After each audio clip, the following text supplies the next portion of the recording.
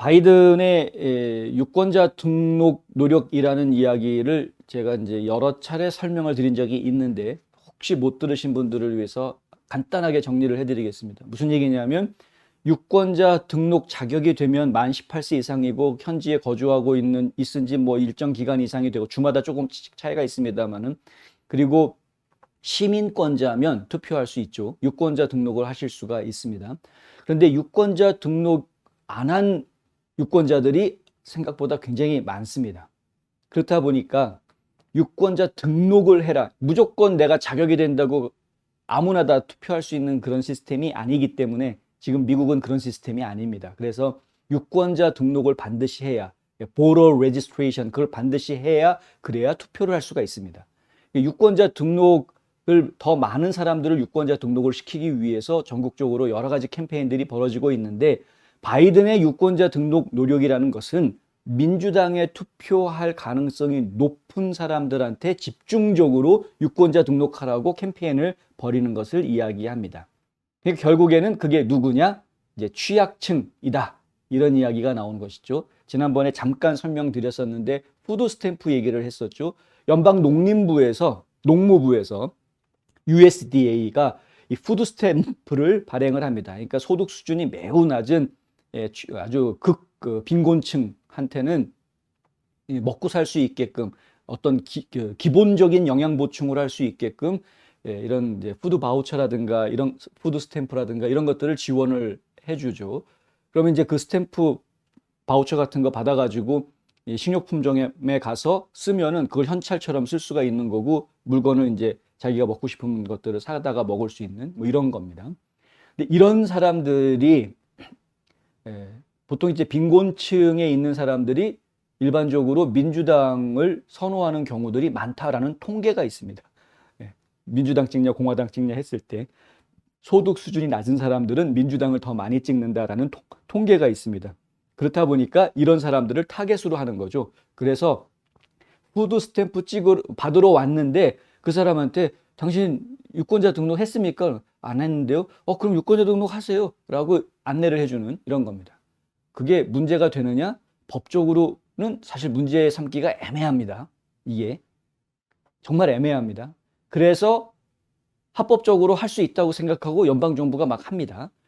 이게 농무부에서만 이런 일이 벌어지고 있는 것이 아니라 이게 지금 노동부에서도 그런 일이 벌어지고 있다라는 것을 지금 공화당 의원들이 발견을 하고 이것에 대해서 이의 제기를 지금 하는 그런 모습들이 나왔습니다. 이거는 연방정부가 자기네들한테 유리한 사람들 유권자 등록을 더 많이 시켜서 결국은 민주당 표가 더 많이 나오게 만들려고 하는 아주 불공정한 정치 활동이다.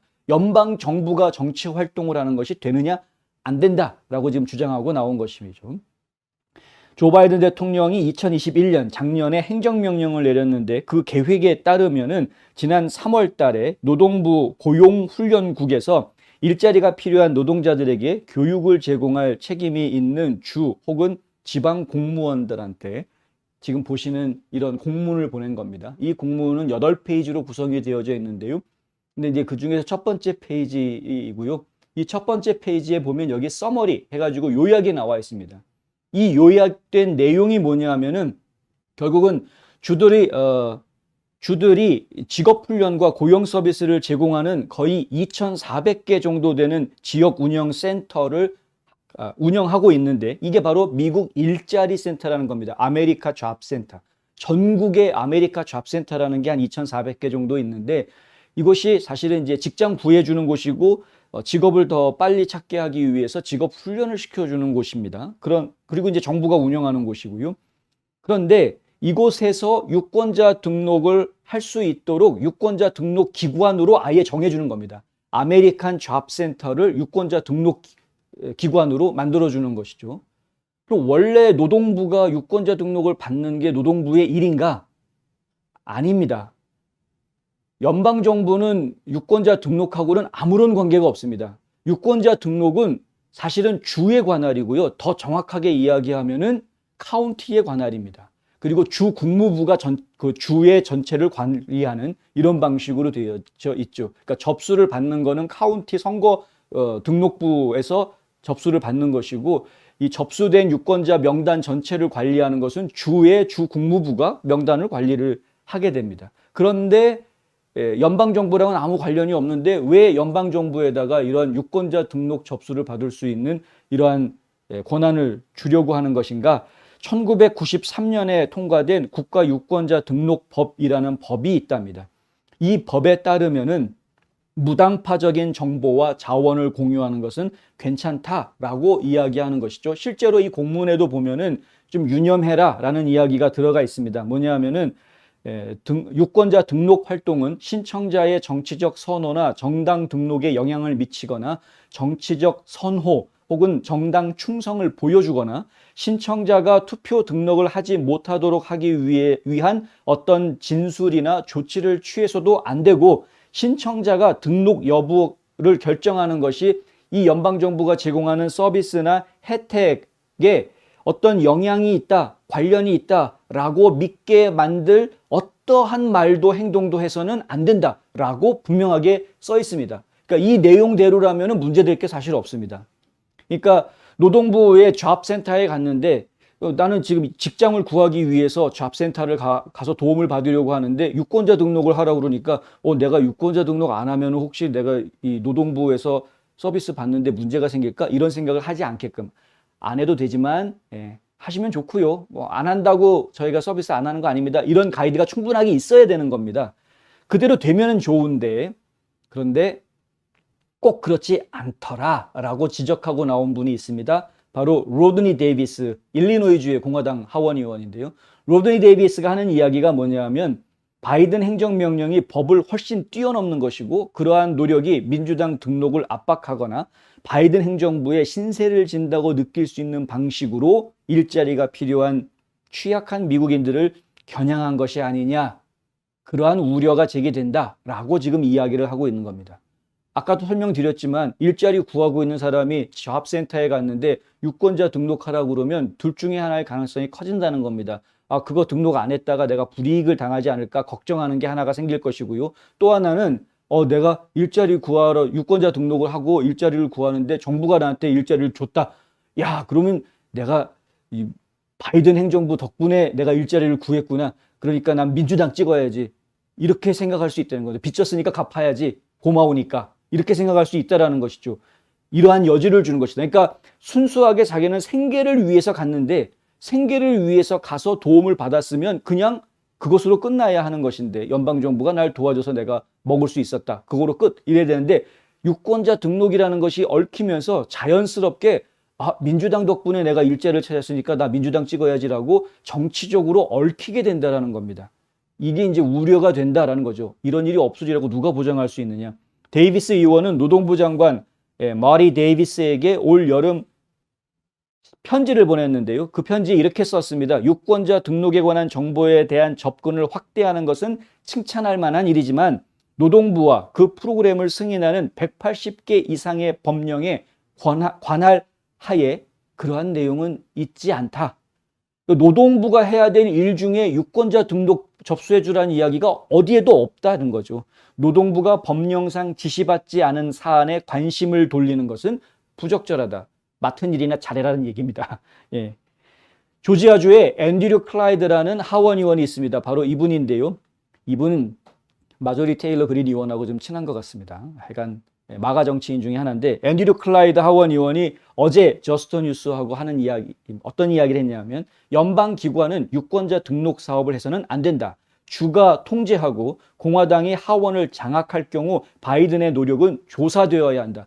바이든이 지금 이러한 노동부라든가 농무부라든가 이런 연방 정부들이 유권자 등록을 받게끔 자꾸 유도하고 있는 이 부분에 대해서 조사해야 된다 이겁니다. 그러면서 뭐랑 비교하느냐 하면은요, 주커버그가 지난번 2020년 선거 때 3억 달러가 넘는 3억 5천만 달러가 넘는 돈을 썼었죠. 그거를 비영리 단체에다가 줬고 그 비영리 단체가 전국의 주요 경합 지역에 퍼져가지고 그 경합 지역 중에서도 민주당 표가 많이 나올 수 있는 카운티들을 집중적으로 타겟해서 그 카운티 선거관리위원회를 접촉을 합니다. 가가지고 우편 투표하면 더 많이 설치하고 운영할 수 있도록 우리가 지원해 줄게요.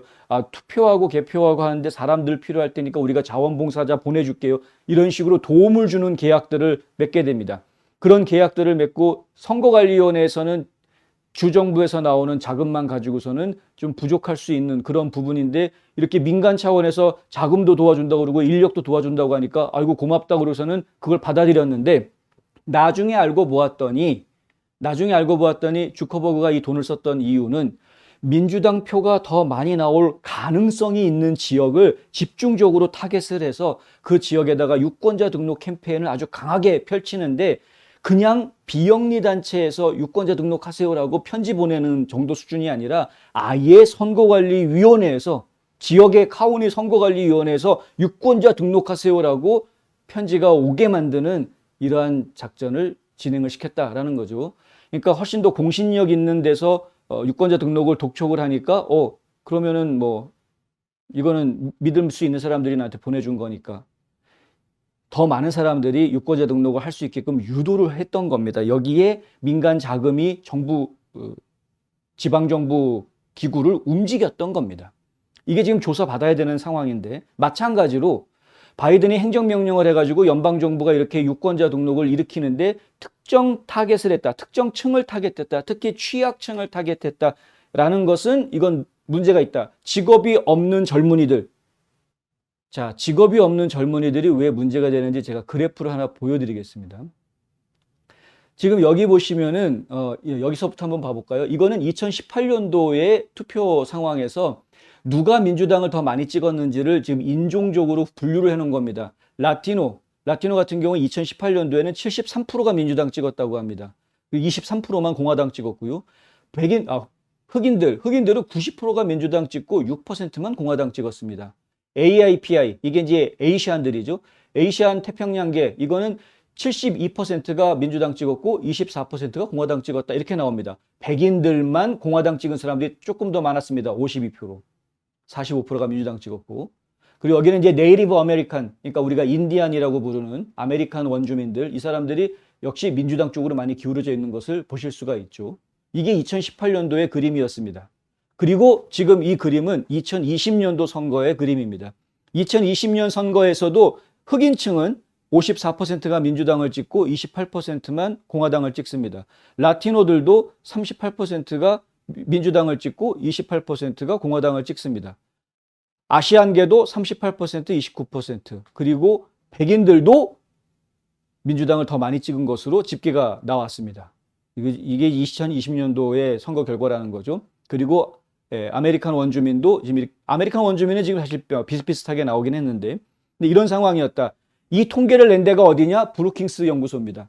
브루킹스 연구소는 약간이 아니고 좌편향 연구소, 띵크탱크라고 좀 봐야 되죠. 그러니까 브루킹스는 좌파 띵크탱크인데, 이 띵크탱크에서 이러한 분석을 한 이유가 뭐였냐면은, 자, 그렇다면 2020년에는 What might we expect from Native American voters in the upcoming 2022 election? 2022년 선거에서, 오는 선거에서 Native Americans, 그러니까 아메리칸 인디안들, 아메리칸 원주민들한테 우리가 무엇을 기대할 수 있겠느냐라는 제목을 해놓은 거죠. 2018년도에는 아메리칸 원주민들이 이렇게 민주당을 많이 지지했는데, 지금 2020년 선거에서는 삐등삐등해졌다. 어떻게 해야 되겠느냐? 이런 내용에서 이런 그래프가 나온 거였습니다. 이거 바꿔서 이야기해드리자면은요, 지금 극빈곤층이 가장 많은 인종, 히스패닉하고 흑인층입니다. 극빈곤층이 가장 많습니다. 그러니까 흑인층과 라티노가 많은 그러한 구성인들을 갖추고 있는 그룹이 좀 더 많이 유권자 등록을 하면 그런 민주당 표가 더 나올 것이다. 이게 전략인 것이죠. 지난번에 말씀드린 대로 조지아주의 스테이시 에이브람스가 이 전략을 써서 굉장히 표를 많이 모았고 민주당 블루 웨이브가 불게끔 만들었던 그러한 전적을 올렸는데, 그러니까 지금 민주당이 전체적으로 이 계획을 지금 다 쓰고 있는 겁니다. 여기에 지금 연방 정부를 동원을 하겠다. 일자리가 없는 젊은 층도 마찬가지인데요. 통계치를 보면은 젊은이들이 결혼을 하지 않은 그러니까 결혼을 하지 않은 젊은이들이 훨씬 더 민주당 지지율이 높은 것으로 그렇게 지금 통계가 나와 있고요. 요즘 많이 변하고 있긴 합니다만은 하지만은 기본 통계가 그렇게 나와 있으니까 젊은이들이 더 많이 유권자 등록을 하게 하고 투표하게 하면 민주당 표가 더 많이 나올 것이다라는 게 기본적으로 민주당에서 지금 가지고 있는 전략이 되는 것이고요. 그렇다 보니까 결국에는 어떻게 하면은 젊은이들을 더 유권자 등록을 하게끔 만들 수 있을까? 야, 잡센터 거기 어차피 젊은이들이 일자리 찾을 때 잡센터 많이 오지 않냐? 잡센터. 거기 라티노들이 일자리 찾으러 많이 오지 않냐? 잡센터.